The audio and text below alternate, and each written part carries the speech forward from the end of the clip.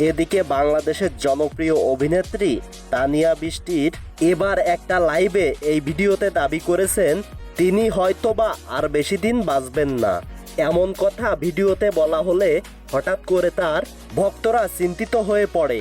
যদিও এই ছোট্ট পর্দার অভিনেত্রী বেশ কিছুদিন ধরে ব্রেন টিউমারের মতো মরণব্যাধি রোগে আক্রান্ত। সূত্রের রিশ ধরে জানা যায় ব্রেন টিউমারটি বিগত কিছুদিন আগে অস্ত্রোপচার করা হয়েছে। অপারেশনটি যদিও বা সুস্থ স্বাভাবিকভাবে হয়েছে, কিন্তু টেনশন কিন্তু থেকেই যাচ্ছে।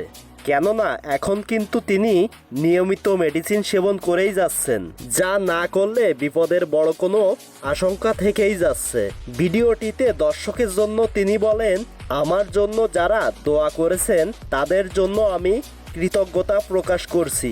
আজ আপনাদের দোয়ায় আমি আবারও আপনাদের মাঝে ফিরে এসেছি। কিন্তু এখানে দুঃখের বিষয় হলো এই অভিনেত্রী বেশ কিছুদিন ধরে হসপিটালে থাকার পরেও তাকে দেখতে যায়নি ছোট পর্দার আরেক জনপ্রিয় অভিনেতা আরশ খান।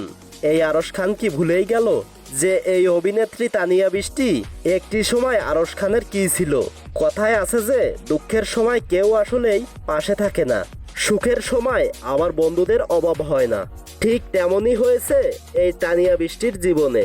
আসুন আমরা এই অভিনেত্রীর জন্য দোয়া করি, তিনি যেন আবারও পুরোপুরিভাবে আগের মতো সুস্থ হয়ে ফিরে আসে আমাদের মাঝে। এবং সেই সাথে এই তানিয়া বৃষ্টির ইস্যুকে কেন্দ্র করে আরশ খান কি তানিয়ার সঙ্গে অভিমান করে হসপিটালে দেখতে না গিয়ে কি সঠিক সিদ্ধান্ত নিয়েছেন এই আরশ খান?